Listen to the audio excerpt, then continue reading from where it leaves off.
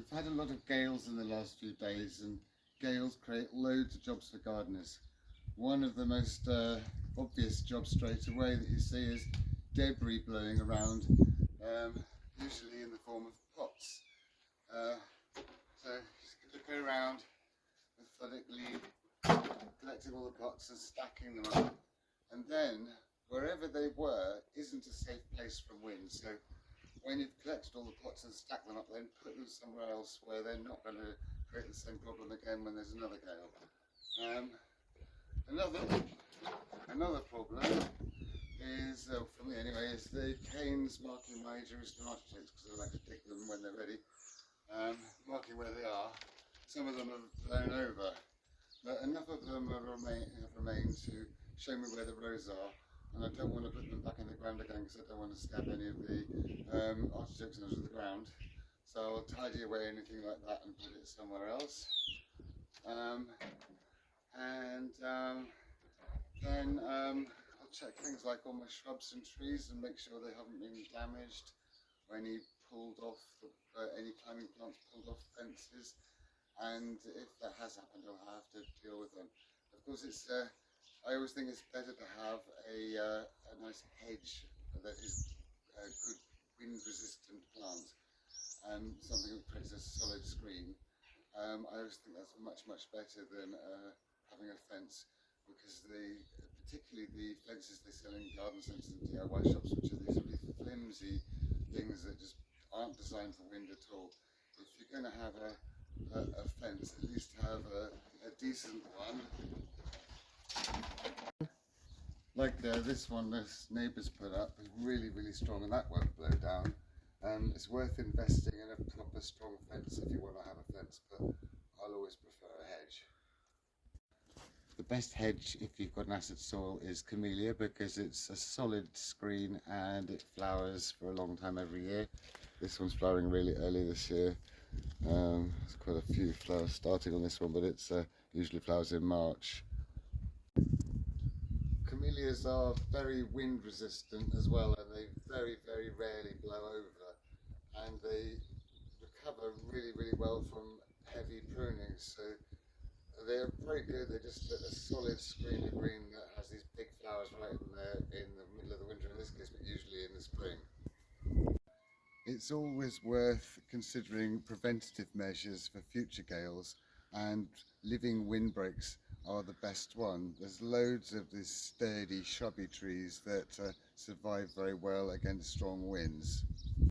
By contrast, Lonicera hedges are very flimsy and they blow around in the wind like anything, but they do prune back well, and they do recover well, but I don't recommend these as a windbreak.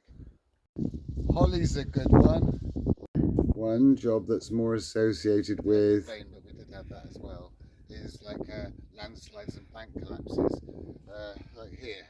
So just bash them back into place, and consider what sort of landscaping job you might need to do in the future, and rescue any little bulbs that have come out, like this little wild bluebell, and sort of pop that back in somewhere.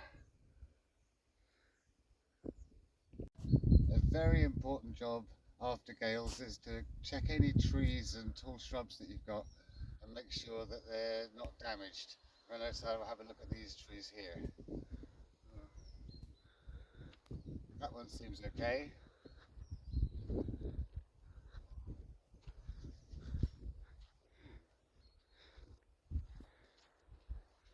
Like here you've got some loose branches coming down. Sort of tidy up anything that's fallen off or half off, but don't go up a ladder or anything when it's still windy.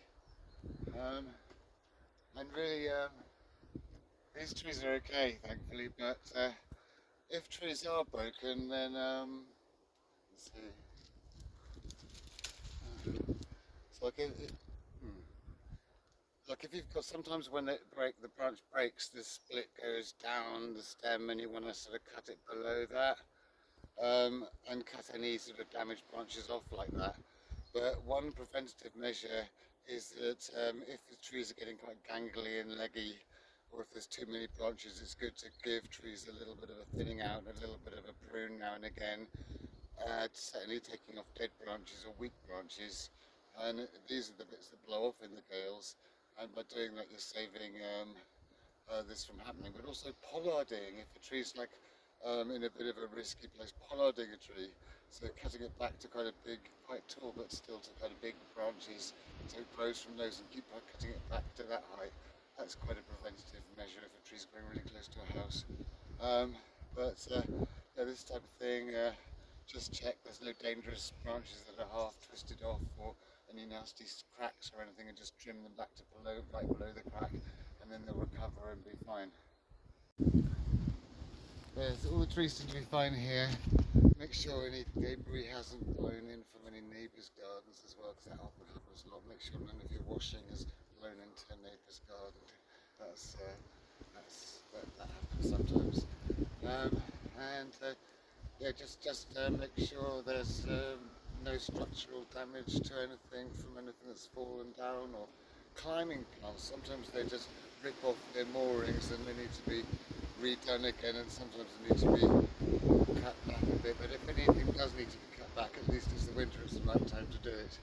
So yeah, this was just a little video just to go through the most typical things that can happen with gales. It's been days and days of gales, so it's been quite difficult making videos in the gales.